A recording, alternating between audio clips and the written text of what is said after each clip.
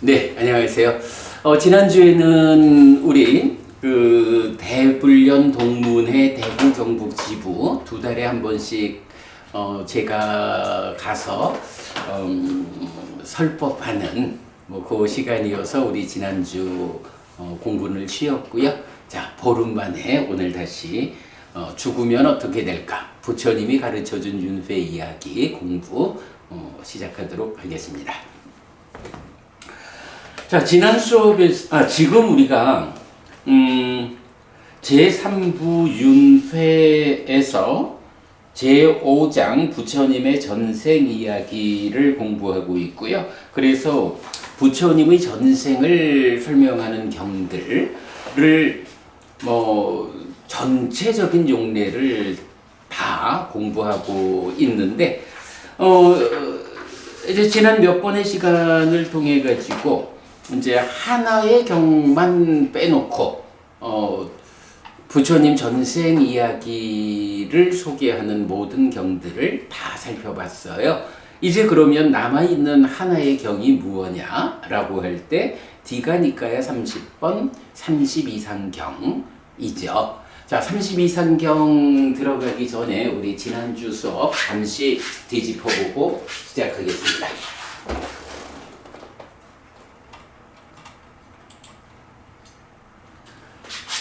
윤회 책강의 260407 제3부 제5장 부처님의 전생을 말하는 경들 네 번째 마치마니까야 81 가띠까라경 83 마가대화경 기타 부처님들의 계보와 열반으로 이끄는 상소법 이렇게 제목했고요. 내가 그때 아무개였다의 남은 경들과 기타의 전생 이야기를 공부하였습니다. 특히 마치마니까야 81 가띠까라경은 1. 동일한 깨달음에 의한 부처님들의 계보가 스승과 제자의 관계로 이어져 왔다고 유추하게 함. 2. 초선의 기억에서 어떻게 이것이 깨달음의 길이다라고 판단하게 되었는지에 대한 답을 줍니다. 마치마니까야 83 마가대화경은 상속법을 말하는데 전생에는 왕위를 물려주고 출가해서 사무량심을 닦아 범천의 세상으로 이끌었고 지금은 열반으로 결정적으로 이끄는 팔정도를 설합니다.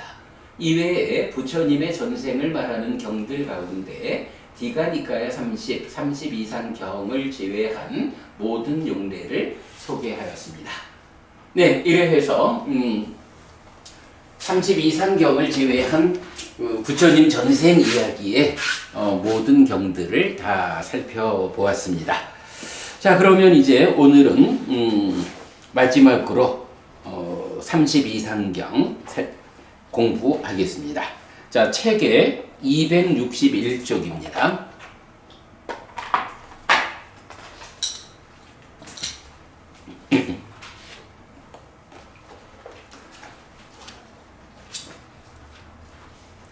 네, 3.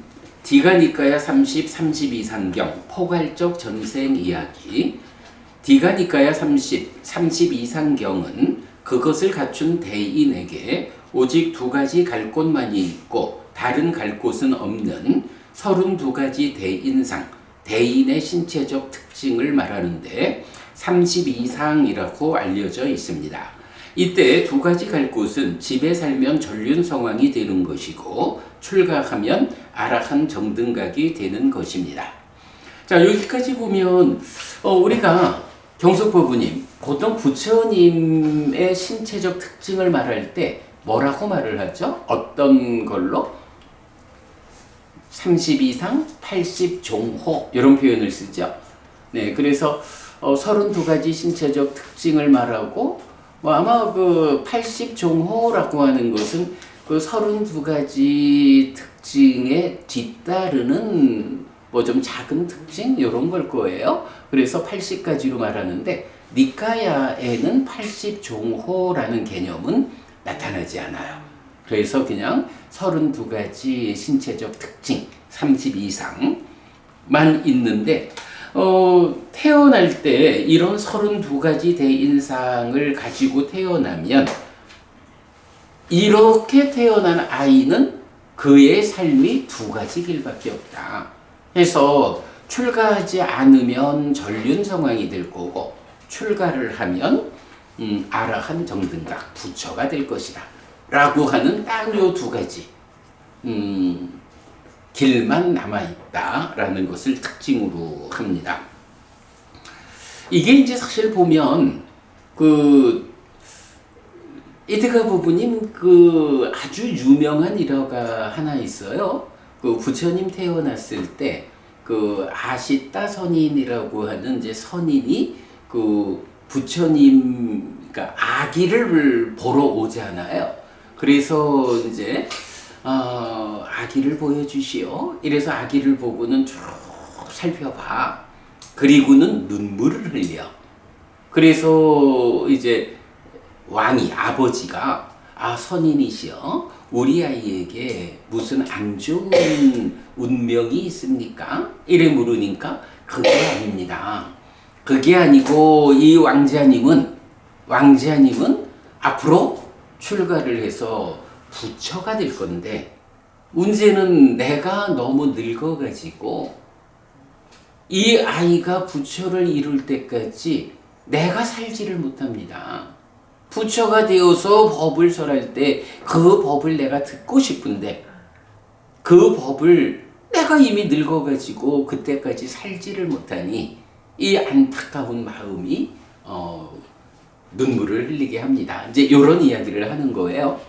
아시따 선인의 일화가 수따니빠따에 나오거든요. 근데 그 수따니빠따의 이 이야기에는 사실은 이런 두 가지 방향이라는 게 없어.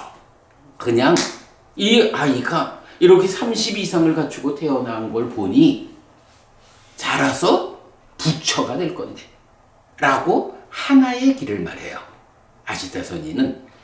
그런데 우리가 이제 일반적으로 알고 있는 30 이상을 갖추고 태어난 아이는 두 가지 길이 있다. 요렇게 바로 요 두 가지 길이 있다라는 이 말을 직접 해주는 경이 요 30 이상 경인 거예요. 그래서 30 이상 경에서는 32가지 육체적 특징을 갖고 태어나면 출가하지 않고 집에 살면 전륜성왕이 될 거고 전륜성왕이 누구냐 하면 한마디로 말하면 칼과 무기를 사용하지 않고 법으로서 세상을 통일하는 이런 왕이잖아요. 그러고 이제 출가를 하면 부처가 된다. 이래하니 이제 아버지 입장에서는 어떻겠어? 아버지는 더구나 꼬살라라는 커다란 나라의 속국에 불과한 작은 나라의 왕이잖아요. 그런데 우와 30 이상을 갖춘 아이를 놓은 거야. 그러니 이 아이가 출가하지 않고 당신의 아이로 잘 성장만 해주면 그야말로 전쟁도 한번 치르지 않고 천하를 통일하는 부처 되는 게 좋겠어? 전륜성왕 되는 게 좋지? 이제 이런 생각을 할 거 아니에요. 그래가지고 이제 아버지의 입장에서는 출가하지 말고 재가에 남아가지고 전륜성왕이 되기를 바라는 당연히 그런 마음을 갖겠죠. 그러나 이제 이 두 갈래 길에서 결국 이 아이는 출가를 해서 부처를 이루는 이제 그런 것이 이제 부처님의 삶의 역사죠. 자, 그래서 그냥 그렇게 그러니까 이제 워낙 유명한 일화가 부처님 태어났을 때 아시따 선인이 와서 눈물을 흘리는 이제 이런 일화가 있는데 보통은 이제 우리가 그 일화에서 이렇게 두 갈래 길이 있다라고 말한 것으로 알려진 것 같아요. 그런데 직접 경을 보면은 그 일화에서는 그러니까 전륜성왕이라는 한 가지 길에 대해서는 언급이 없어. 이 아이가 부처가 될 건데 내가 그때까지 살지 못하는 이제 요 이야기만 나오고 바로 30 이상 경이 그 두 가지를 구체적으로 반복해서 말해준다. 네, 그 정도 알고요. 이제 넘어가겠습니다. 이때 아라한 정등각은 세상에서 윤회의 장막을 벗긴 자라고 서술됩니다. 부처님에 대해 세상을 덮고 있는 윤회의 장막을 벗긴 자, 즉 스스로 윤회에서 벗어나고 다른 사람들에게 윤회에서 벗어나는 방법을 알려준 자라고 말하는 것입니다. 부처님의 깨달음이 윤회에서 벗어남의 실현이라는 것인데 윤회하는 세상이 일체 괴로움의 영역이기 때문이라고 이해할 수 있습니다. 그래서 윤회에서 벗어난다는 것이 모든 괴로움의 해소다. 사실 이제 이 32상경에서 특징적으로 발견되는 부처님에 대한 표현이 바로 요거예요. 세상에서 윤회의 장막을 벗긴 자.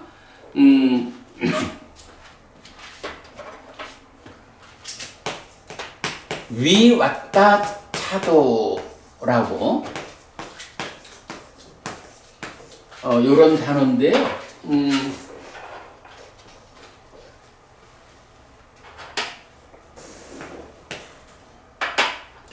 요 왔다라고 하는 단어가 상사라하고 함께 윤회를 지시하는 말이죠. 그리고 뭐 시 하나는 바로 위고 차도라고 하는 게 요게 이제 덮어 씌우는 거. 그래서 장막 이렇게 이제 번역을 하고 위라는 것은 이제 그것으로부터 분리되는 거. 이러니까 윤회의 장막을 위 벗긴 자. 그런데 이 윤회의 장막이 어디를 덮고 있는 것이냐라고 할 때 이렇게 요거는 세상이란 말의 척격이에요. 그래서 세상에서 윤회의 장막을 벗긴 자 이렇게. 그러면 윤회의 장막이라는 것이 뭐 기본적으로 하여간 그 덮개가 윤회라는 이름의 덮개가 있는 거야. 그런데 그 윤회라는 이름의 장막이 어디를 덮고 있느냐라고 하니 세상을 덮고 있는 거야.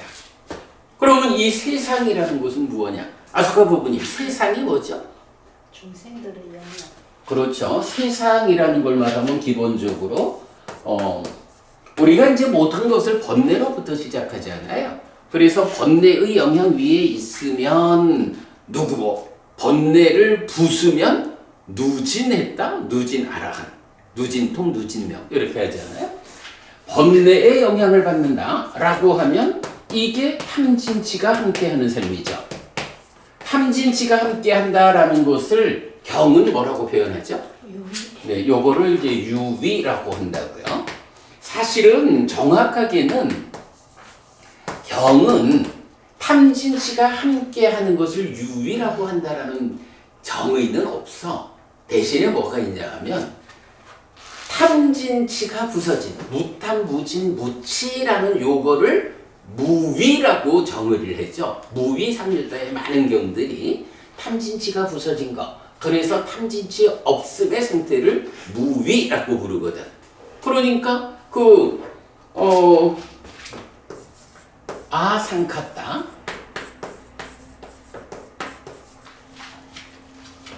무위라고 하는 이 단어가 정의되기를 탐진치 없음인 거야.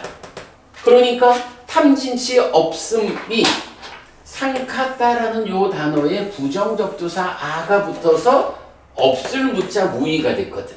그러니까 요 부정접두사가 붙기 이전의 상태는 뭐냐 하면 탐진치 있음의 상태고 그게 우리가 부르는 유위라는 개념이 되는 거예요.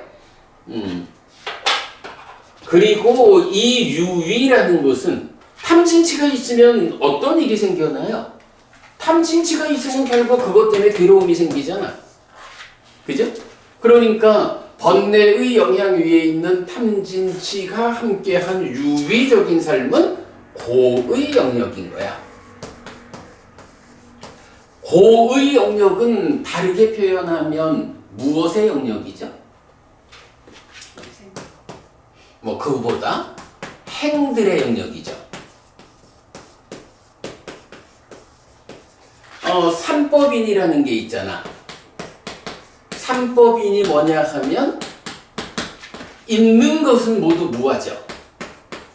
있는 것은 모두 무한데 있는 것이 어떤 형태로 있냐 하면 행들의 형태로 있고 행들에서 벗어나서 실현되는 열반이라는 곳으로 있죠. 그리고 무한은 있는 거 모두니까 법이고 그럴 때에 이 행들은 무상하다. 그리고 무상해서 고다. 이렇게 행들의 성격이 정의가 되죠.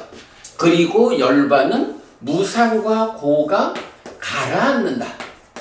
무상과 고의 가라앉음에 의해서 행복이 실현된 락이 되는 거죠. 그러니까 이제 삼법인이 말하는 거는 뭐가 돼요? 삼법인은 법이라는 있는 것 모두를 행들과 열반으로 구분해가지고 공통된 것은 무아라는 성질을 공통으로 갖고 있고 행들은 무상고야. 그리고 무아라는 동일성. 그런데 열반은 무상고가 가라앉아서 락이면서 무아는 그대로인. 사실은 삼법인이라는 게 딱 앞쪽에서 설명하면 요거거든. 있는 것은 모두 법이라고 부르는데 무하고 그것이 번뇌의 영향 위에 있는 그런 것은 행들이라고 하는데 무상고의 성질이 있고 거기서 벗어나 실현되는 열반은 무상과 고가 가라앉은 행복이고 그래서 락이라는 거, 고멸이라는 거 그래서 불교는 고와 락, 고와 고멸을 말하는 거 이래 해서 하여간 삼법인이라는 게 이제 요런 의미고 이게 하여간 부처님의 출현과 관계없이 세상에 존재하는 그런 원리죠.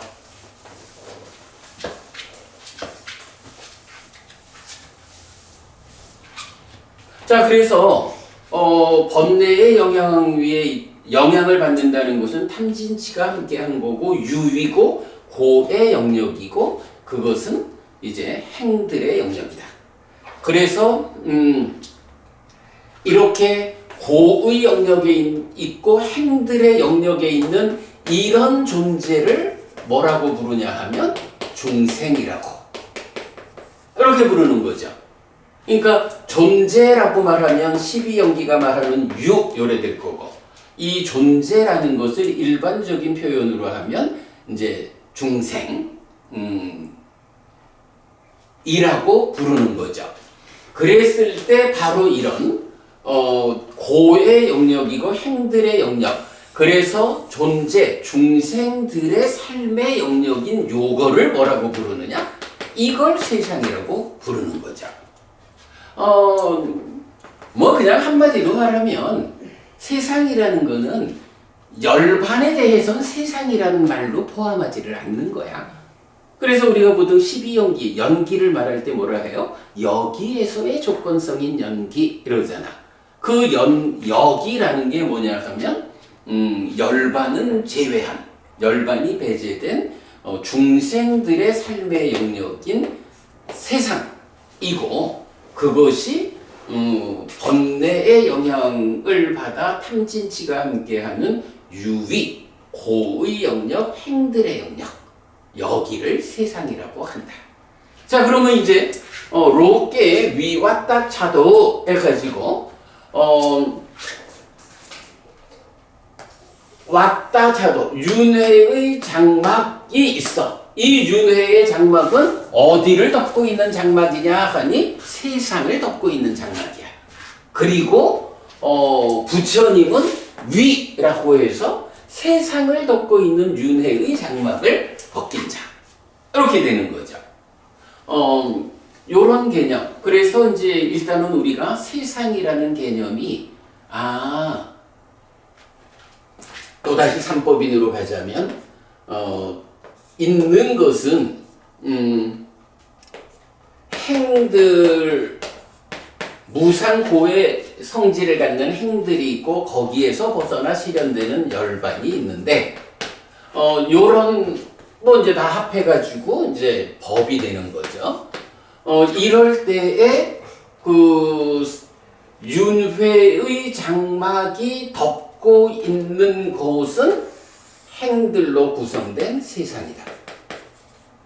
그러면 이 세상 중생들의 삶의 영역 여기를 말하는 대표적인 개념이 무엇일까라고 하니 바로 중생들의 삶의 영역 세상을 지시하는 대표적인 개념이 윤회다.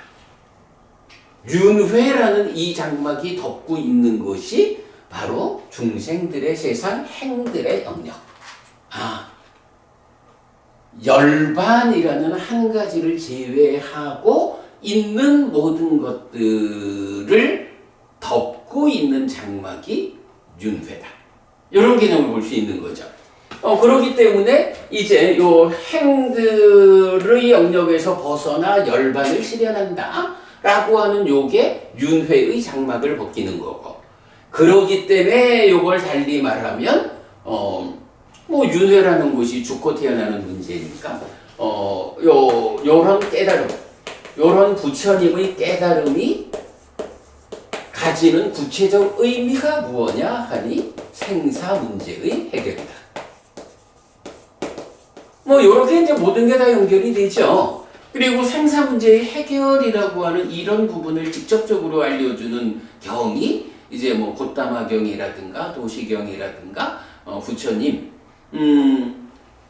이런 늙고 죽는 문제를 나는 언제나 꿰뚫어 알 것인가, 거기서부터 시작해가지고 무명까지 내려가거나 식과명색의 서로 조건등까지 내려가는 이제 요런 그 연기를 설명하는 게 다 결국은 부처님의 깨달음의 본질은 생사 문제를 해결하는 것이다. 그럴 때 생사 문제가 해결되지 않은 중생들의 삶에 대해서 대표적으로 나타나는 표현이 바로 세상을 덮고 있는 윤회의 장막. 윤회의 장막에 의해서 덮여져 있는 세상에서 살아가는 존재들. 이제 이런 개념. 그래서 여러분 하여간 그 왔다처럼 윤회의 장막이라는 개념을 우리가 기억을 하자고요. 부처님을 부르는 말이 윤회의 장막으로부터 벗어난, 그래서 윤회의 장막을 벗긴 자. 이 윤회의 장막은 어디를 덮고 있는 장막이냐? 세상을 덮고 있다. 그럴 때 이 세상이란 무엇이냐? 바로 이렇게. 그래서 이제 세상에 대한 의미를 우리가 분명히 하는 게 필요해요. 어젠가 아수카 부부님 우리 저 새로 홈페이지에 그 사식이 또 얘기를 하고 하면서 이제 세상 같은 것도 뭐 여러 사람들이 이 세상이라는 건 무엇일까라고 궁금해할 거 우리가 선제적으로 대답을 해주는 것이 필요하다, 이런 말씀하셨죠. 바로 이제 이런 의미로 세상을 이해하는 것이 사실은 굉장히 중요해요. 이렇게 세상을 이해할 때 연기라는 것이 여기에서의 조건성이라는 이런 개념도 충분히 와닿을 수 있고 그래야 되죠. 자, 아무튼 이렇게 부처님을 부르는 또 다른 호칭 하나가 로게 위왔다차도 해서 세상에서 윤회의 장막을 벗긴 자, 이런 표현이 있다라는 걸 기억하기로 하고요. 그러기 때문에 윤회에서 벗어나는 것이 모든 괴로움을 해소하는 것이다. 자, 이어서 경은 32가지의 대인상을 소개한 뒤에 외도의 현자들도 이런 32가지 대인의 상을 알지만 이런 업을 원인으로 이런 상을 얻는다라고 알지는 못한다고 말합니다. 오직 부처님만이 어떤 업에 의해 이런 대인상이 생겨나는지를 안다는 의미입니다. 자, 요거는 이제 무슨 얘기냐 하면, 자, 잠시만요. 이제 요 32상경을 직접 보면, 이제 그런 표현이 나오는 거예요. 그러니까 외도들도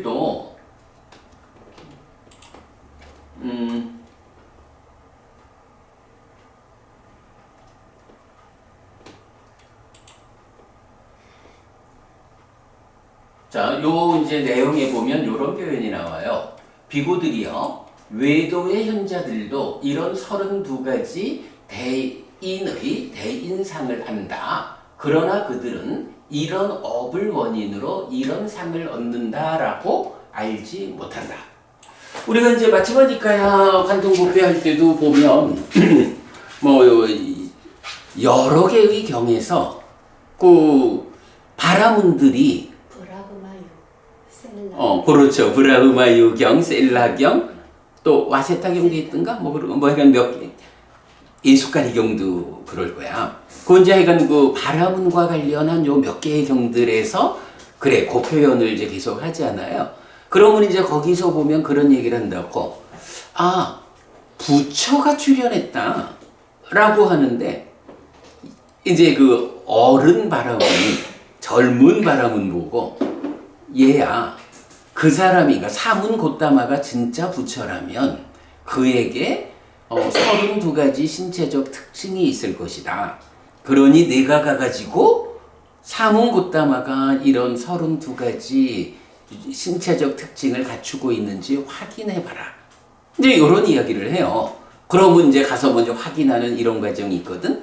그럼 그 얘기는 뭐냐 하면, 바라문들도 부처가 되려면 32가지 신체적 특징을 가져야 한다. 이런 내용을 안다는 거잖아요.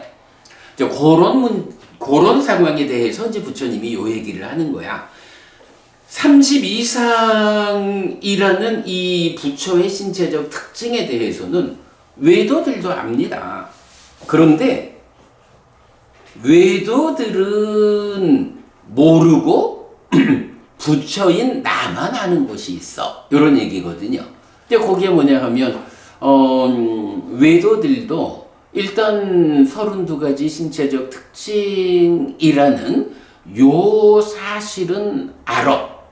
그 32가지가 어떤 특징인지도 알아. 그런데 중요한 거는 이제 오늘 이제 우리가 32상경에서 공부하려는 이제 본 주제가 그거죠. 외도들이 모르는 게 있어.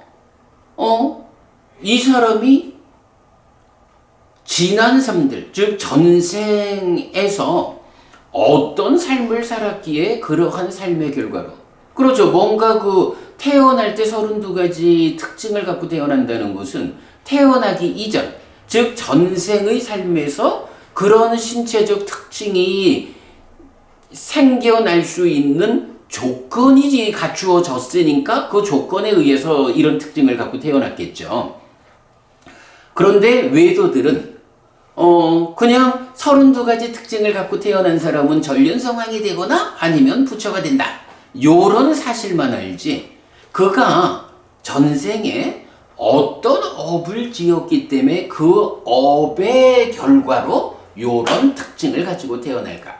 요건 모른다는 거야. 이거는 오직 부처인 당신만이 알 수 있는 사실이다. 요게 외도와 차이가 되는 거예요. 그래가지고 이제 요 32상경은 부처님이 자, 그러면 내가 지금부터 전생에 어떤 업을 지었길래 내가 태어나면서 이런 32가지 신체적 특징을 가지고 태어났는지. 외도들은 특징만 현상적으로만 알지 그 조건관계를 모르는데 나는 그걸 알아. 그걸 설명해 줄게. 라고 하는 게 32상경의 중심 주제가 되는 거예요. 자, 그래서 오직 부처님만이 어떤 업에 의해 이런 대인상이 생겨나는지를 안다는 의미입니다.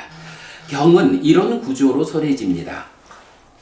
전생에 인간으로 살면서 업을 지음, 죽은 뒤 하늘에 태어나 많은 것을 누림, 거기서 죽은 뒤에 여기로 올 때 전생에 지은 업의 결과로 대인상을 얻음, 집에 살면 전륜성왕이 되어 어떤 것을 얻음, 출가하면 세상에서 윤회의 장막을 벗긴 아라한 정등각이 되어 어떤 것을 얻음. 자, 여기에서 보면 어때요? 부처님이 이번 생에 태어나기 이전에, 직전의 삶이 어떻게 되죠? 도솔천의 보살로서 태어나 살았다. 이렇게 나오죠. 그러면 이제 요 내용으로 보면, 직전생 그 이전의 삶들에서 인간으로 살면서 이런 32가지 특징을 가질 수 있는 조건이 되는 업을 지은 거야. 그래가지고 그 결과로 직전생에 하늘에 태어나서 도솔천에 태어나서 많은 것을 누리는 삶을 살았다. 그리고 직전생 도솔천에서 죽은 뒤에 여기로 올 때 전생에 지은 업의 결과로 대인상을 얻는다. 이렇게 이제 구성이 되죠. 그리고 바로 여기서 집에 살면 전륜성왕이 된다. 출가하면 세상에서 윤회의 장막을 벗긴 아라한 정등각이 된다. 그래서 어떤 것을 얻는다. 자, 요런 구조로 이제 요 경이 쭉 나오는데, 자, 여기에서 그래도 우리가 하나 놓치면 안 되는 게 있죠. 자, 이디카 부부님, 우리 그 부처님 전생 이야기를 많이 모아놓은 경이 있죠. 어떤 경이죠? 거기에 이제 보면 소부니까야, 쿠타카 니까야에 속한 경 중에 자따까라고 해서 본생담이라고 번역된 경이 있어요. 대략 400몇 개의 에피소드가 담겨 있는 경인데, 이제 거기에서 보면 부처님이 전생에 뭐로 태어나? 원숭이로 태어나고, 사슴으로 태어나고, 뭐 이런 짐승으로 태어나가지고 어떤 그 특별한 일을 한. 그래서 뭐 보면 짐승으로, 그러니까 원숭이로 태어나가지고 뭐 어떤 큰 일반적으로 원숭이가 할 수 있는 일이 아닌 거, 이제 그런 삶을 사는 거. 사슴으로 태어나서 그렇고, 뭐 이제 이런 짐승으로 태어나가지고 어떤 특별한 신묘한 삶을 살고, 뭐 이제 그런 그 부처님 전생 이야기가 본생담에서는 많이 나온다고요. 그런데 일단 이제 그 본생담의 그 많은 전생 이야기가 유독 고책 안에만 있고 사부니까야 안에는 그런 주제가 없어. 오직 방금 이제 본 거지만 우리가 지금까지 살펴본 사부니까야 안에서 부처님 전생 이야기는 모두 전생에 짐승으로 태어났던 경우는 하나도 없고, 전생에 인간으로 태어나서 이런 일이 있었다. 이렇게 나타나는 거야. 그래서 하여간 특징적으로 이 공부 기준 안에서 부처님의 전생 이야기는 다 인간으로 태어나서 이런 일을 했다라고 나오지, 짐승으로 태어나서 뭐 어떤 신묘함 이런 이야기는 없다.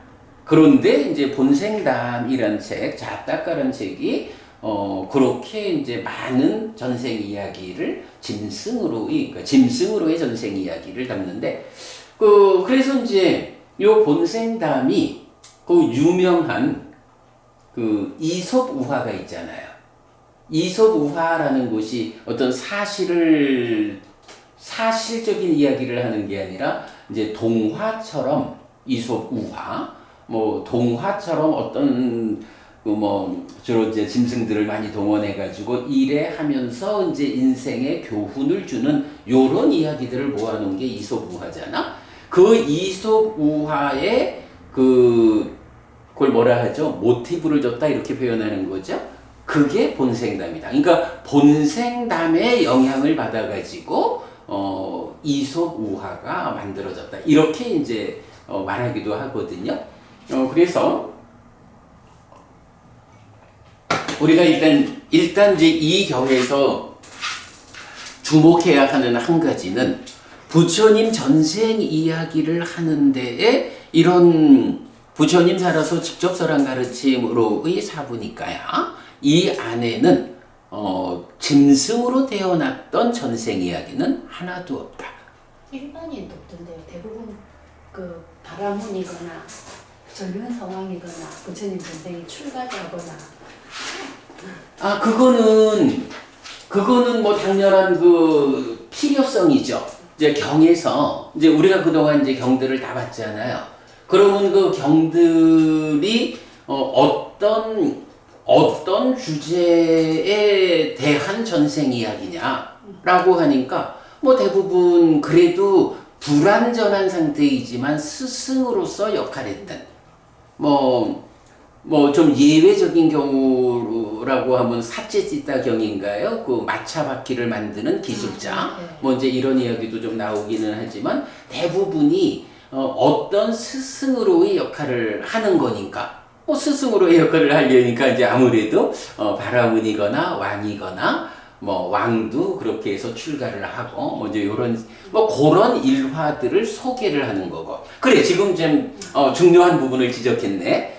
요 32상경에서 그래서 우리가 이제 의미를 하나 부여하는 게 뭐냐 하면 그래 32상경 요 시작하면서 포괄적 전생 이야기 이랬잖아요. 포괄적 부처님의 전생 이야기를 포괄적으로 말하는데 그 포괄적 이야기에 그 공통된 게 뭐냐 하면 전생의 인간으로 살면서 업을 지은 요거야.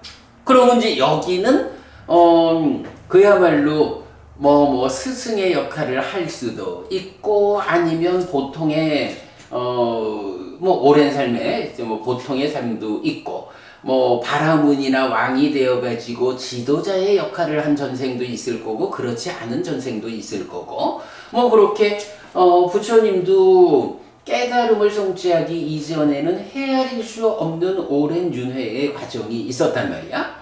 근데 이제 그 과정 중에서 인간으로의 삶의 과정에서 어떤 업을 지어서 그러니까 부처님도 물론 그 그러니까 정거천을 제외한 모든 곳에 안 가본 곳이 없다. 그러니까 부처님도 지옥에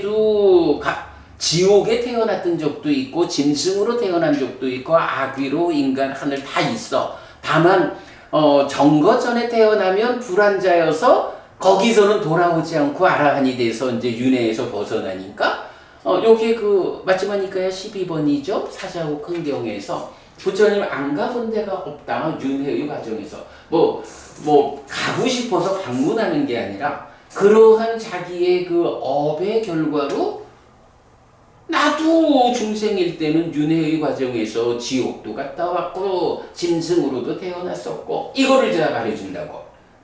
그런데 이제 이 경은 32상이라고 하는 그 신체적 특징과 관련한 거잖아요. 그러니까 이런 신체적 특징이 지옥 중생으로 태어났을 때 이런 특징을 지어가지고 붙여가질 수 있는 그런 삶을 살지는 못했을 거 아니야. 짐승으로 태어나서도 마찬가지고. 그러니까 전생에 인간으로 태어났을 때에 어떤 업을 지었는가. 그 가운데에 인간으로의 삶 중에서도 이게 바라문이거나 왕이거나 특별하게 지도자의 역할을 하면서 어떤 특수한 상황이 있던 것은 단편적으로 그러니까 특정한 일화로 부처님이 말씀을 하신 거고 그게 이제 지금까지 우리가 뭐래 아소카 보부님 잘 지적했네. 그러니까 보통의 사람 일반인으로의 어떤 삶의 과정이 전생 이야기로는 안 나온 거야. 진짜 그 사제지다경에서 그래 그 마차 기술자 뭐 요런 정도를 제외하고 나면 다 뭐 바라문이고 왕이고 그런데 이제 그거는 그렇게 어떤 특화된 상황에서 특정한 주제를 설명하고 있는 거죠. 그런데 이제 이 32상경은 그래서 우리가 포괄적 전생 이야기라고 이 경의 의미를 말하는 게 이거는 뭐 어떤 삶을 살았든 상관없이 당신께서 전생에 그것도 인간으로 태어났던 모든 삶의 과정에서 물론 이제 그때도 인간으로 태어나서도 잘못 살았던 과거도 있겠죠. 그러나 잘못 살았던 그런 업을 통해 가지고 이런 특징을 갖고 태어나진 않잖아. 그러나 인간으로서 이렇게 그 부처를 이룰 수 있는 이런 삶을 살아온 과정 이야기를 뭐 보통적인 사람이었든 왕이었든 바라문이었든 어쨌든 그런 삶을 포괄해 가지고 내가 지난 삶에서 이런 업을 지은 것, 이런 업의 결과로 이런 신체적 특징을 가지고 태어났다. 이렇게 말하는 거니까 이제 우리는 부처님이 그러니까 우리들처럼 잘못된 삶을 살았던 부분을 따라 배울 이유는 없으니까 부처님의 전생 이야기 중에서 이런 30 이상이라는 특별함을 가지고 태어날 수 있는 조건이 되는 업이 어떤 업이냐라고 해서 이 경을 보는 이유는 우리가 그런 업을 따라가겠다. 부처님이 이런 업을 지어서 이런 특징을 가졌다면 우리도 이런 특징을 확보할 수 있도록 이런 업을 지어가야겠다. 이제 이런 목적을 가지고 32상경을 우리가 보는 거죠. 그래서 이제 그 내용을 살펴보면 대부분이 그래요. 우리가 사실은 부처가 되는 업을 대표하는 것이 말하자면 10악업은 피하고 10선업은 짓는 거 아니겠어요? 요 이제 32상과 관련한 이 주제에서도 대략적으로 나오는 게 부처님이 전생에 이러한 삶을 살아오셨기 때문에 이제 부처가 된 지금 우리한테 10악업을 피하고 10선업을 지으라.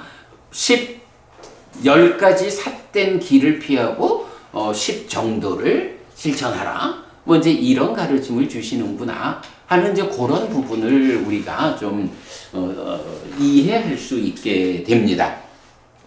자, 그래서 어쨌든 이렇게 그 포괄적 전생 이야기라고 하지만 전생에 인간으로 살면서 지은 업들 그 내용을 우리가 주목하자 했고요.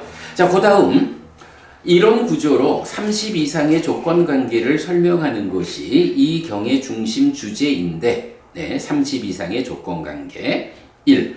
부처님의 전생 이야기에 대한 이해, 인간으로 태어난 삶을 말하고 있고요. 2. 업인 과보, 어떤 업에 의해 이런 결과를 얻었는가. 결국은 외도들은 모르고 부처님만 아는 것이 이런 그 30 이상이라고 하는 보가, 신체적 특징이 어떤 업을 원인으로 생겨났는가 하는 거, 이제 그 얘기가 되고요. 그 다음에 이제 세 번째가 부처님을 뒤따르는 삶은 어떤 삶인가. 요게 이제 제가 방금도 강조한 이 경을 읽는 이유가 부처님이 이런 삶을 통해 가지고 이렇게 금생에 부처를 이루는 토대가 되었구나. 우리도 부처님이 전생에 지은 이런 업을 뒤따라 지어가도록 하자. 요걸 배우는 거죠. 자, 등에 대해서 알 수 있습니다. 특히 이 업인과보는 깨달음 이전 윤회의 과정에 부처님이 어떤 삶을 살아왔는지를 알려주는데 부처님의 포괄적 전생 이야기이고 그대로 부처님을 뒤따르는 삶의 안내입니다. 이 내용을 표로 작성하였습니다. 자, 이렇게 보았습니다. 자, 넘어가서 이제부터 32상경의 업인과보 표를 보도록 하겠습니다. 대인상이 32가지예요. 그런데 이제 보면 뭐 두 가지, 세 가지 이렇게 그 묶여가지고 그 업을 설명하고 있기 때문에 32가지 단락이 되지는 않아요.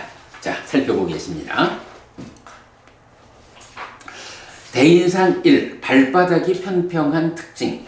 요거 우리 부처님 열반상이나 다 보면 부처님 와불 같은 경우도 그렇고 발바닥이 우리처럼 가운데가 패여 있지 않아요. 이게 요즘식으로 말하면 부처님 그 평발이야. 군대도 못 가. 그런 이제 발을 특징으로 갖고 있어요. 발바닥이 평평한 특징. 자, 전생에 어떤 업을 지어가지고 이런 특징을 가졌을까라고 하면 유익한 법들을 열심히 실천했다. 몸에 좋은 행위, 말에 좋은 행위, 의에 좋은 행위. 요거 뭐야? 신구의로 선업을 지었다. 요거죠.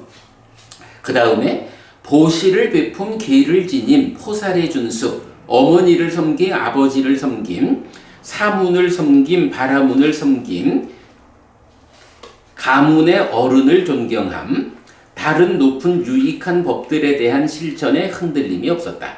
자, 요 내용은 뭐 단순하죠? 몸과 말과 마음으로 좋은 행위를 했고 공덕이 되는 삶을 살았다. 이렇게 보면 되죠. 신구의 삼업으로 선업을 짓고 공덕을 행했다. 그랬더니 이런 업에 의해서 발바닥이 평평한 특징을 가지고 태어났는데 이렇게 태어난 사람이 출가하지 않으면 재가자로 남아있으면 어떤 보를 얻게 되느냐라고 할 때 어떤 인간 존재에서든 대립하는 적들에 의한 장애가 없다. 살아가면서 이렇게 근데 그럴만도 해요. 몸과 말과 마음으로 좋은 행위를 하고 공덕이 되는 행위를 했다. 아소카 법부님 요거 다른 말로 하면 뭐야? 요게 관계의 성숙을 이꾸는 삶을 산 거잖아. 그죠? 우리가 내적 성숙과 관계의 성숙을 말할 때 바로 이런 삶이 관계의 성숙을 이꾸는 좋은 업의 공덕이 되는 삶을 산 거지 뭐. 그러니까 이렇게 관계의 성숙을 이끄는 삶을 살았다. 그런 업을 지었다라고 하니 적들에 의한 장애가 없죠. 관계가 잘 성숙했으니까 적들이 생기지 않는다. 그러고 출가자가 얻는 법. 이제 출가하면 부처가 되잖아. 그러면 부처가 되었을 때 탐진치거나 사문바라문, 신마라 범천 또는 세상의 누구거나 안이나 밖의 대립하는 적들에 의한 장애가 없다. 뭐 적들에 의한 장애가 없다. 관계가 성숙하니까 적들로부터 장애될 게 없는데 제가에 살면 이렇게 그 인간 존재들 가운데 대립하는 적이 없고 출가해서 부처가 되었다라고 하는 것은 탐진치 뭐 이런 존재들로부터의 장애가 없다. 여기서 안이나 밖에 대립하는 적들 이렇게 이제 그 표현을 했는데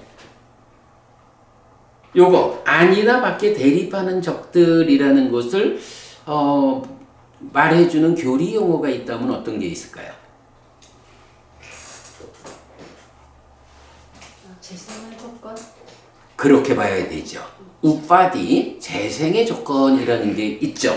그게 뭐예요? 우리가 뭐 덧경 통해서도 이렇게 덧경하고 또 다른 경들 이래 보면 결국은 재생의 조건, 다시 태어나게 만드는 태어나기 위한 조건이 있는데 이게 어떤 게 있어? 밖의 조건이 있고 안의 조건이 있죠. 바로 그런 그러니까 안팎의 조건들이 있어야 재생할 수 있다. 그러면 깨달았다, 아라한이 되었다라는 것은 밖의 조건들이야 뭐 그냥 세상은 세상대로 있지만 안에서 번뇌가 부서졌다, 무명과 가래가 해소되었다, 몸으로 가지 않게 되었다. 이런 재생의 조건을 구성하는 안팎의 것들 중에 결국은 우리가 안의 것들을 해소함으로써 밖의 것들이 조건성을 상실하도록 이렇게 만들어가는 거죠. 네, 여기서 안이나 밖에 대립하는 적들에 의한 장애가 없다라는 거, 우파디, 재생의 조건 이런 쪽으로 보면 맞을 거예요.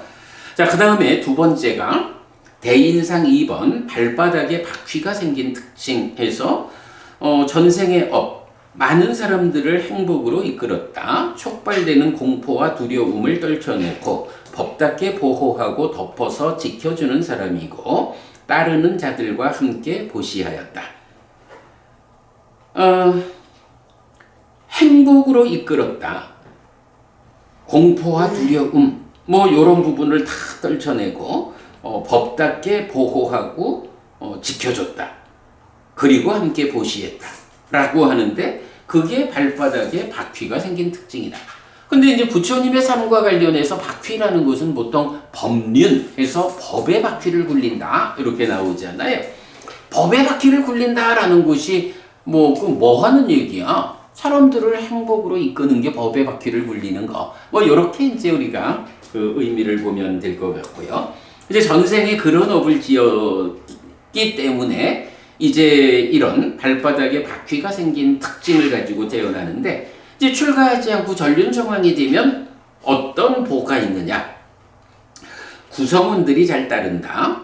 바라문 장자들, 번화가의 주민들과 지방의 주민들, 재정 담당자들과 재상들, 경호원들과 경비원들, 사적인 고문들과 의회 의원들, 왕들, 영주들, 시동들이 잘 따른다. 그러니까 뭐 전륜 상황이니까 그 전륜 상황과 함께하는 많은 사람들, 그들이 그러니까 구성원들이 잘 따른다. 출가자가 얻는 법, 출가해서 부처가 되면 역시 구성원들이 잘 따른다. 비구, 비구니, 남신자, 여신자, 신, 사람, 아수라, 용, 간답바들이 잘 따른다. 이렇게 나와요. 재가자의 삶을 구성하는 구성원들과 출가자의 삶을 구성하는 구성원들의 차이. 어쨌든 같은 거는 구성원들이 잘 따른다. 이렇게 되고요. 자, 그 다음에 대인상 3 내지 5, 3, 4, 5번 세 가지죠. 팔꿈치가 길고 손가락이 길고 몸이 범천처럼 곧은 특징. 요 세 가지 특징을 하나로 묶어가지고 전생에 어떤 업을 지었느냐. 생명을 해치는 행위를 벌였기 때문에 생명을 해치는 행위로부터 피한 자였다. 몽둥이를 내려놓았고 칼을 내려놓았고 겸손하고 연민하고 모든 생명에게 우정과 동정으로 머물렀다. 살생하지 않는 삶이죠. 그랬더니 제가자가 얻는 보는 수명이 길고 오래 산다. 긴 수명을 보존한다. 어떤 인간 존재에서든 대립하는 적들이 중간에 목숨을 빼앗을 수 없다. 출가자가 얻는 보, 수명이 길고 오래 산다. 긴 수명을 보존한다. 사문, 바라문, 신, 마라, 범천 또는 세상의 누구거나 대립하는 적들에 의해 중간에 죽임당하지 않는다. 아소카 부부님, 요거 이렇게 봐도 되나? 우리가 지금 생명을 해치는 행위를 버려서 생명을 해치는 행위로부터 피했다. 그런 삶을 살면 다음 생에 우리가 수명이 길고 오래 살면서 누구든 간에 적들이 중간에 목숨을 빼앗을 수 없다. 요렇게 말할 수 있나? 이 내용으로만 살 수 있다면 그렇겠죠. 난 아닐 것 같은데. 이렇게만 산다면 이렇게 봐야죠. 기본적으로 생명을 해치는 행위를 벌인다라는 것이 수명을 오래 살게 하는 힘이 되죠. 그런데 그 수명이 길고 오래 산다라고 하는데 이게 세상살이가 무상하잖아. 굉장히 많은 조건들이 결합하잖아. 나는 전생에 생명을 해치는 업을 짓지 않았기 때문에 긴 수명을 그러니까 오래 살 만한 조건을 갖고 태어났는데 또 실제로 오래 살기 위해서는 다른 조건들, 그래서 나를 해치는 다른 조건들이 없어야 되잖아. 그런데 지금 여기서는 내가 지금 아소카 법부님한테 그래 물었죠? 우리가 지금 이렇게 생명을 해치는 행위를 하지 않고 잘 살아내면 다음 생에 태어났을 때 누구도 어떤 적들도 중간에 나를 해치지 못한다. 이렇게 말할 수 있느냐라고 물었잖아. 그 차이가 뭐냐 하면 여기서 말하는 거는 우리가 금생에 그렇게 살면 다음 생에 그렇습니까? 요렇게 직접적으로 말하는 게 아니라 그러한 삶이 얼마나 오랫동안 누적되어서 결국 30 이상 중에 하나인 그 팔꿈치가 긴 거, 손가락이 길고 몸이 범천처럼 고든 팔꿈치가 아니고 발꿈치인데요. 발꿈치군요. 발꿈치가 길고 손가락이 길고 몸이 범천처럼 고든 그러니까 이런 결국은 전생에 요렇게 살았다라는 것만 가지고 여기서는 내가 살아가는 동안에 죽임당하지 않아. 부처님이 그러니까 말하자면 대화하다가 부처님을 죽이려고 막 그래도 죽임당하지 않잖아. 그렇게 죽임당하지 않는다라는 이런 보가 가져지려면 그냥 단지 우리가 그렇게 해치지 않는 업을 지었다라는 것만 갖고 되는 게 아니라 그것이 말하자면 완성되어서 이런 신체적 특징 30 이상 중에 이런 세 가지 특징을 가지고 태어나는 그만큼 이런 불살생의 업이 완성되었을 때 그런 사람은 중간에 뭐 제가자가 됐든 출가자가 됐든 삶의 중간에 누가 그를 죽이지 못한다. 이런 의미죠.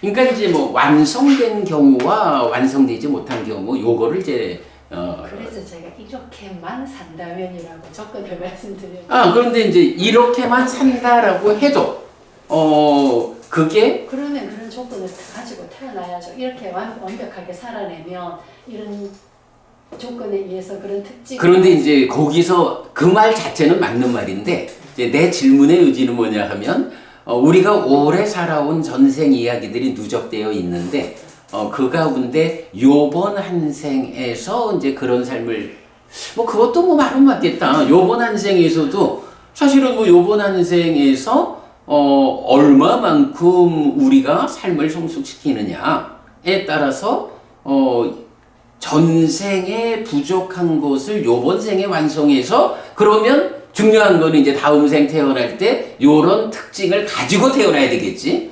특징을 가지고 태어날 만큼 지금 살아낸다면 그 말씀은 맞고. 근데 이제 최선을 다해서 살았음에도 불구하고 다음 생에 이런 특징을 갖고 태어나는데 미치지 못했다라고 하면 중간에 다른 삶의 조건들 때문에 죽임당할 수도 있고 뭐 이제 그런 정도. 네. 자, 그 다음에 대인상 6번 7군데가 풍만한 특징 해서 요 7군데가 어딘지는 확인이 안 되죠. 그냥 하여간 7군데가 풍만한 특징이 있다라고 해서 전생의 업이 뛰어나고 맛있는 것, 딱딱하고 부드러운 먹기 좋은 음식, 핥아 먹는 것, 마실 것 등을 베푸는 자였다.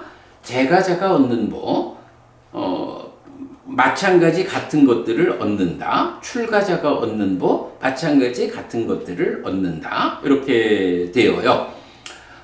우리가 이제 그 뭐 음식을 보시하는 제가자에게 어떤 얻음이 있느냐라고 해서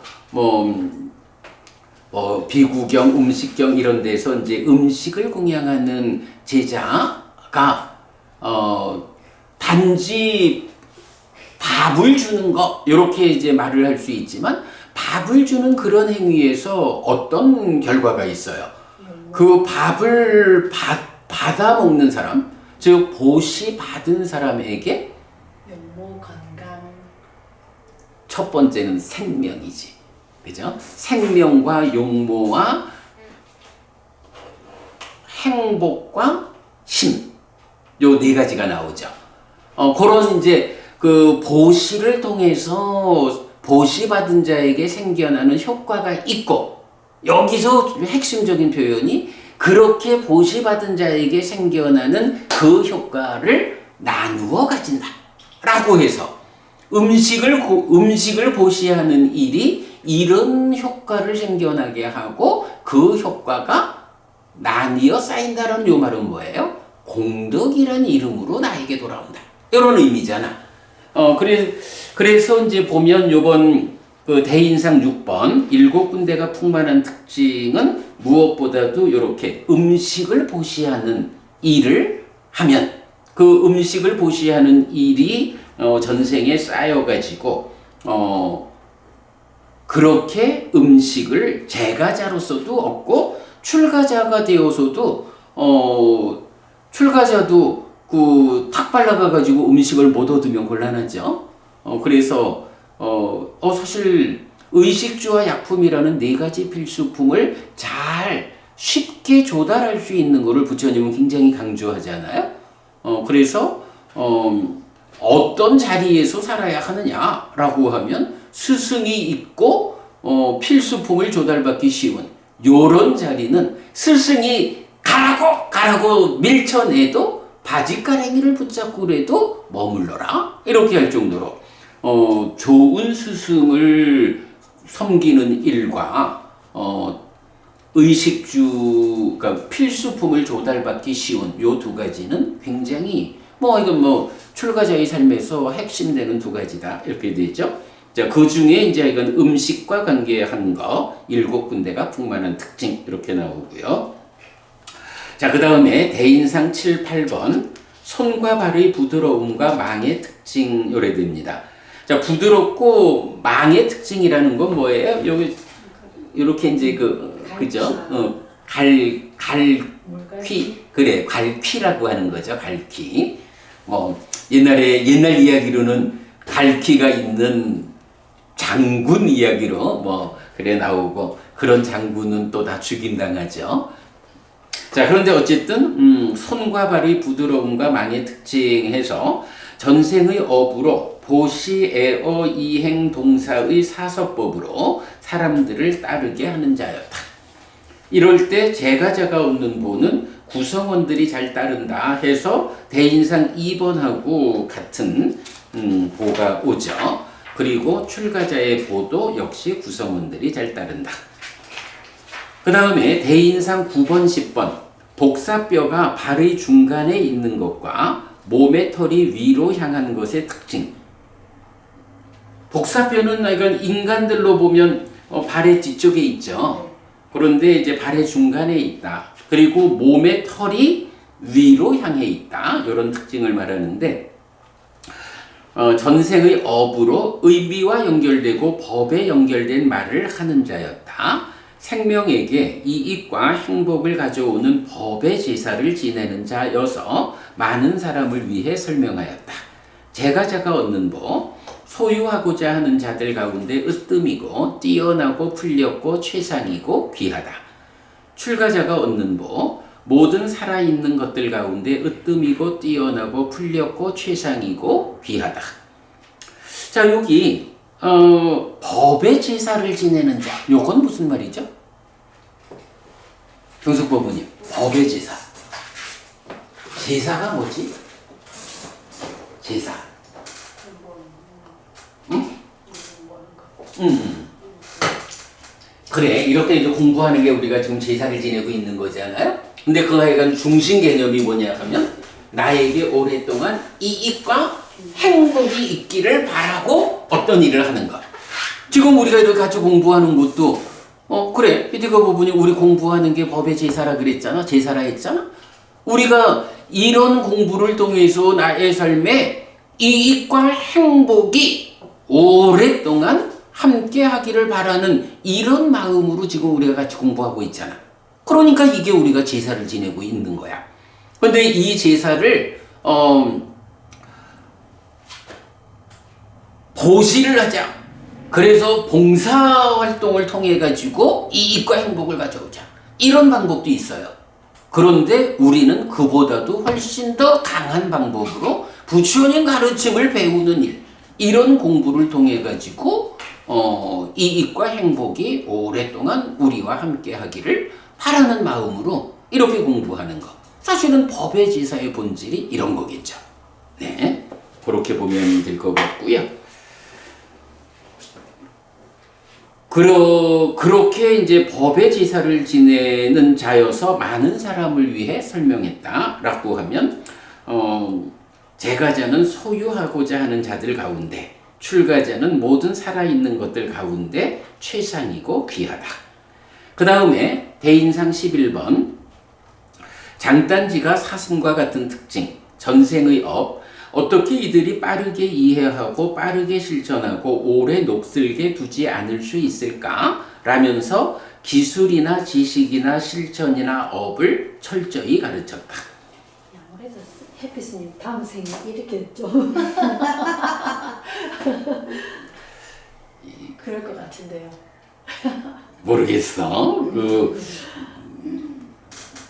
좋게 봐줘서, 법우님 좋게 봐주셔서, 지금 제가 하는 일을 이런 일이다라고, 보아주시는 건 굉장히 고마운데, 아까 우리가 말했듯이, 지금 제가 하는 이 정도의 삶이 이런 신체적 특징을 가지고 태어나게 할까? 하는 데 대해서는, 조금 더, 아무튼, 그렇게 봐주셔서 고맙습니다.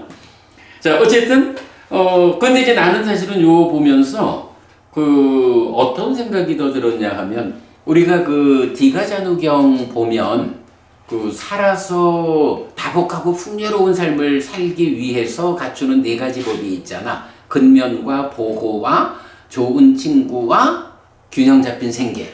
이럴 때 근면이라는 것을 부처님이 또 설명을 해주지 않아요. 그래서 보면 바로 이렇게 기술이나 지식이나 실천에서 아주 잘하는 거에다가 더해가지고 말하자면 이것이 최선일까? 라고 늘 되짚어서 정확한 표현으로 연구하는 자가 된다. 우리가 그래서 2600년 전 인도 땅에서 부처님은 이미 제가자들이 돈을 잘 벌어가지고 다복하고 풍요롭게 살기 위해서는 전해져 내려오는 것을 잘 배워 실천하는 곳에 더해가지고 연구하는 일을 통해가지고 배운 것보다 더 잘할 수 있는 이런 제가자의 삶을 부처님은 이미 말하고 있다. 이런 부분 우리가 지적하고 있잖아요. 같은 맥락으로 우리가 볼 수 있을 것 같아요. 어떻게 이들이 빠르게 이해하고 빠르게 실천하고 오래 녹슬게 두지 않을 수 있을까라면서 기술이나 지식이나 실천이나 업을 철저히 가르쳤다. 말하자면 내가 배워온 거에다가 내가 연구해서 더 앞서 나간 것을 나의 후배들에게 이렇게 가르치는 이런 업을 지었고 지식의 생산자네. 그렇군요. 지식의 생산자네. 나는 요새 우리가 하여간 부다와다닷컴 새로운 홈페이지에 창의적인 지식의 생산자 요 부분을 참 잘 넣은 것 같아요. 그거 참 좋아. 그러면 제가 얻는 보는 왕에게 가치 있고 왕의 구성품이고 왕이 즐길만하고 왕에게 어울리는 것을 빠르게 얻는다. 출가자가 얻는 보 사문에게 가치 있고 사문의 구성품이고 사문이 즐길만하고 사문에게 어울리는 것을 빠르게 얻는다. 그 다음 대인상 12번 피부가 부드러운 특징 전생의 업 사문이나 바라문에게 다가가서 대덕이시여 무엇이 유익이고 무엇이 무익입니까? 무엇이 결점이 있는 것이고 무엇이 결점이 없는 것입니까? 무엇이 실천해야 하는 것이고 무엇이 실천하지 않아야 하는 것입니까? 무엇을 행할 때 나에게 오랫동안 불이익과 괴로움이 있고 무엇을 행할 때 나에게 오랫동안 이익과 행복이 있습니까? 라고 질문하는 자였다. 요 이야기는 다른 곳에서도 요 주제를 반복하는 데가 있죠. 그래서 약간 전생에 이렇게 질문하는 자였다. 그래서 제가자가 얻는 보가 소유하고자 하는 자들 가운데 지혜에 관해서 같거나 뛰어난 자가 아무도 없다. 출가자가 얻는 보 큰 지혜를 가진 자, 개별적인 지혜를 가진 자, 유쾌한 지혜를 가진 자, 빠르게 이해하는 지혜를 가진 자, 예리한 지혜를 가진 자, 꿰뚫는 지혜를 가진 자가 된다. 모든 살아있는 것들 가운데 지혜에 관해서 같거나 뛰어난 자가 아무도 없다. 경숙법부님, 그래서 보면 우리가 어쨌든 많은 부분을 질문하는 사람이 되어야 해요. 질문한다라는 것이 내가 이것보다 더 나은 것이 있지 않을까? 라고 해서 삶을 향상으로 이끄는 출발이 되잖아. 그런데 사실은 많은 사람들이 질문할 줄 모른다고. 질문하지 않는다는 건 뭐냐 하면 지금대로의 삶에 만족하고 에휴 이만하면 됐지 라고 살아가는 거라고. 그러면 이어지는 삶이 그렇게 향상하지 못한다. 질문합시다. 그 다음에 대인상 13 황금빛 용모의 특징 전생의 업 자주 화를 내지 않고 절망하지 않았다. 말해진 것이 많이 있어도 화를 내지 않고 동요하지 않고 짜증내지 않고 저항하지 않았다. 성급함과 진과 의혹을 드러내지 않았다. 섬세하고 부드러운 덮을 것들 외투 섬세한 아마 섬세한 무명 섬세한 비단 섬세한 모직 등을 보시하는 자였다. 제가자가 얻는 복 섬세하고 부드러운 덮을 것들 내지 섬세한 모직 등을 많이 얻는다. 출가자가 얻는 복, 네, 역시 같은 내용이죠. 자, 여기서 보면 뭐니 해도 우리가 화를 내지 않고 절망하지 않는 것. 요런 삶에다가 이제 그 의식주와 약품 중에 의에 속한 것을 보시하는 거. 이렇게 나오고요. 자, 그 다음에 대인상 14 성기가 덮여있지 않은 특징에서 전생의 업은 저기 표피에 감추어져 있다라고 하잖아요. 그러면 오히려 덮여 있지 않은 게 아니고 덮여 있어야 되는 거 아닌가요? 표피에 감추어져 있다라고 다 나오던데. 그래야 될 것 같은데, 그래야 될 것 같은데 내가 왜 이거를 이렇게 번역했을까요? 브라흐마인이나 셀라겐 같은 걸 봐도. 그렇죠. 맞습니다. 그런데 왜 나는 이걸 이렇게 번역을 했을까? 잠깐만.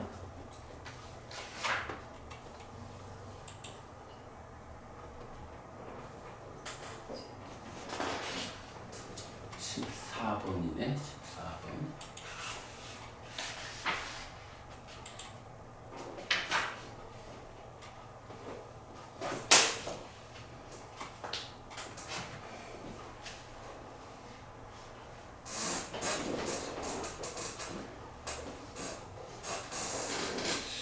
그러게요. 이게 보면 성기가 덮여 있지 않은 성기가 말처럼 감춰진 이렇게 지금 번역을 하고 있는데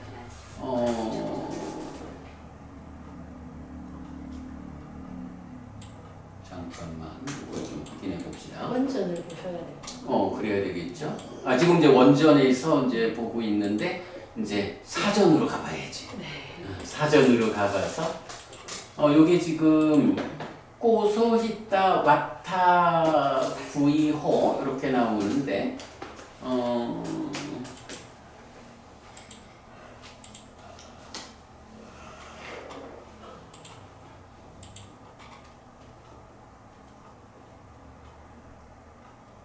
with the genitals enclosed in a sheet 뭐 나오는데 번역을 또 좀 맡겨보고요. 생식기가 덮개로 쌓여 있는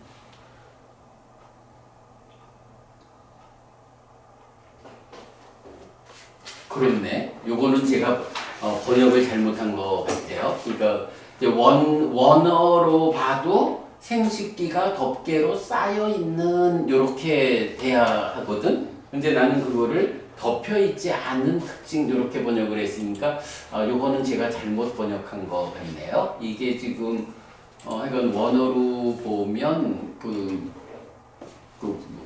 부정의 표현이 없거든. 부정 표현이 없는데 그래 내가 본 이건 잘못 한 것 같네요. 네, 이 부분은 제가 더 확인해가지고 수정하도록 하겠습니다. 네. 알겠습니다. 이거 일단 체크하겠고요. 자, 그래서 이제 전생의 업으로 보면 오랫동안 잃어버렸고 오랫동안 헤어져 살던 친척과 친구와 우호적인 사람들과 동료들과 다시 만났다. 자식이 되어 어머니를 다시 만났고 어머니가 되어 자식을 다시 만났고 자식이 되어 아버지를 다시 만났고 아버지가 되어 자식을 다시 만났고 형제가 되어 형제를 다시 만났고 누이가 되어 형제를 다시 만났고 형제가 되어 누이를 다시 만났고 자매가 되어 자매를 다시 만났고 다시 만난 뒤에 찬양하였다. 이 좀 잘 모르겠어요. 전생을 하면 윤회를 하면서 그치 관계가 있었던 사람들끼리 다시 네. 근데 다시 만난다라는 게 문제는 다시 만나는 곳이 업인가? 이런 부분. 그런데 이제 마지막에 요 표현은 있어요. 그러니까 이렇게 하여간 윤회하는 가운데 반복해서 다시 만나는데 마지막이 뭐냐 하면 다시 만난 뒤에 찬양하였다. 이렇게 이제 나와요. 그러니까 이건 우리가 그 전생의 업의 연장선상에서 만날 때마다 아이고 전생에 우리 어머니였던 분을 자식으로 만나기도 하고 아버지였던 분을 친구로 만나기도 하고 이렇게 다양하게 만나면서 그런 그 인연 지어진 그분들을 찬양했다. 그러니까 지금 내용으로 보면은 만나는 것을 쭉 나열하면서 마지막 문장은 다시 만난 뒤에 찬양하였다. 관계가 좋았다. 이제 그렇게 봐야겠죠? 그렇지 않고 그냥 윤회하는 가운데 만났다라는 것만 가지고 30 이상을 그러니까 이런 특징을 갖는다라는 거 좀 애매하잖아. 근데 이건 마무리로 그렇게 반복해서 만나는 가운데 그들을 찬양하였다. 이런 표현. 그러니까 히티가 부부님 맨날 이제 우리 따님 이렇게 참 애를 많이 쓰시는데 그래 좋은 관계를 안 만났겠지. 아니야 그렇게 볼 일은 아니지 할아버지가 진짜 전생 그렇게 살았던 애지. 그러나 이제 어쨌든 이런 식으로 보면 참 그 자식들이 속상할 나쁜 의도로 속썩이는 건 아니지만 하필 부모님은 그 참 아이들이 때때로 몸이 불편해가지고 엄마를 힘들게 하는 이런 면이 있어서 참 좀 안타깝고 하지만 그럼에도 불구하고 너희들이 내 딸로 태어나줘서 고맙다. 이렇게 이제 이런 금생의 이런 만남을 찬양하는 이제 이런 것이 또한 우리 삶의 과정에서는 이렇게 그 향상을 이끈다 이런 게 되겠고 여기 그 오랫동안 헤어져 살던 친척과 친구와 우호적인 사람들과 동료들과 다시 만났다 이런 표현에 사람들 동료들 여기에 부부관계는 들어가나?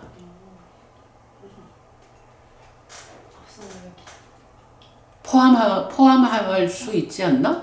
아니 부부관계라는 게 그 친구일 수도 있고 우호적인 사람일 수도 있고 동료일 수도 있고 사실은 가장 가까운 친구가 부부고 가장 우호적인 사람도 부부고 가장 가까운 동료도 부부라고.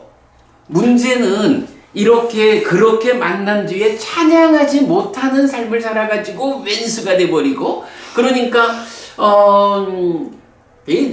나는 왜 가끔씩 이제 그 얘기 하잖아. 그러니까 부부로 만나는 건 전생의 왼수가 지어가지고 부부로 만난다 하는 거 경에는 그런 얘기 없다.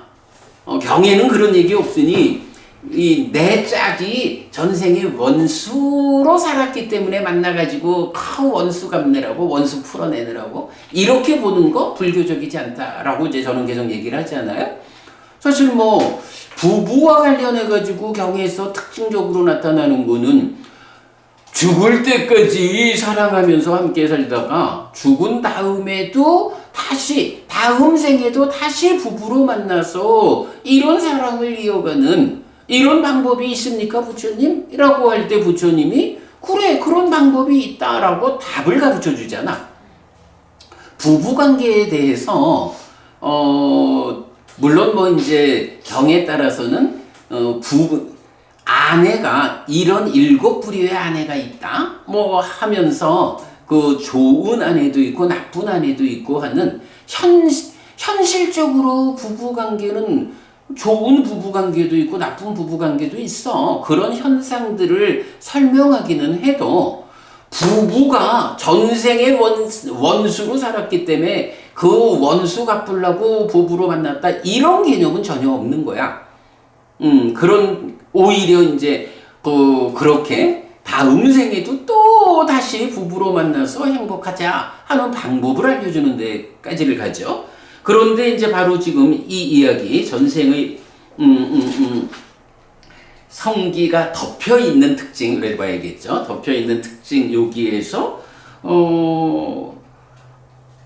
친척과 친구와 우호적인 사람들과 동료들의 범주 안에 그죠? 여기 뭐 자식과 부모 자식 관계는 아니라 해도 형제 관계 아니라 해도 이런 친척, 친구, 우호적 사람들, 동료들 이 안에 부부 관계를 배제할 이유는 없어요.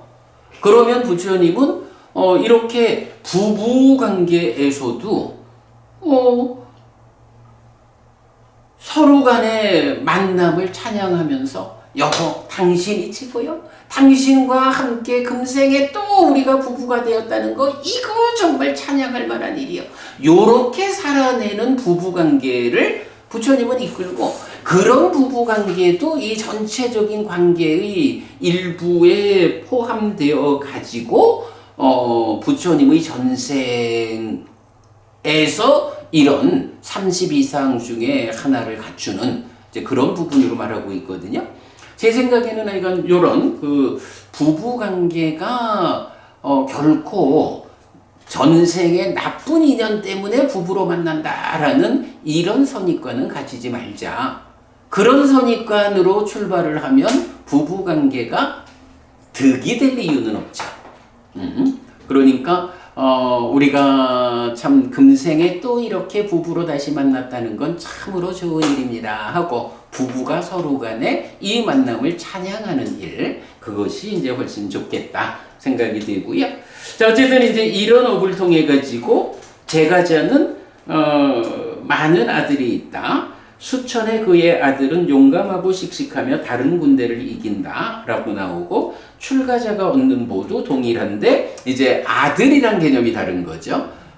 부처에게 아들은 비구, 비구니 또 우바세, 우바이 이런 제자들이 아들이다 이렇게 보면 되겠죠.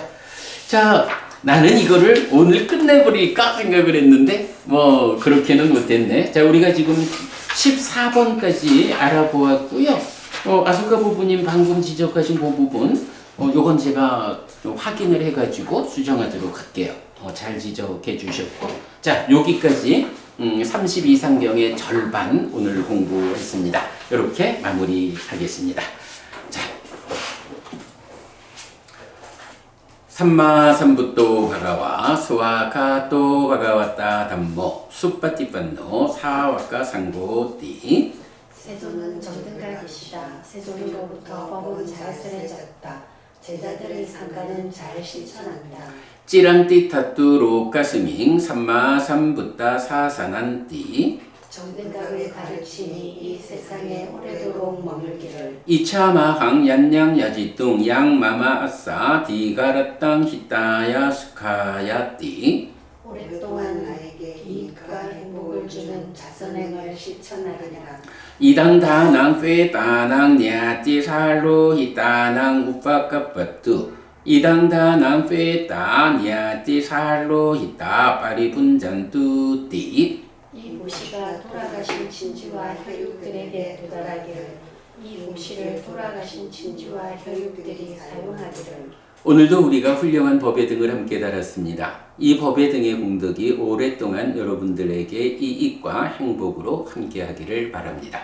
또한 오늘의 이 법보시의 공덕이 여러분 생각하시는 그분들에게 도달하고 사용되기를 바랍니다.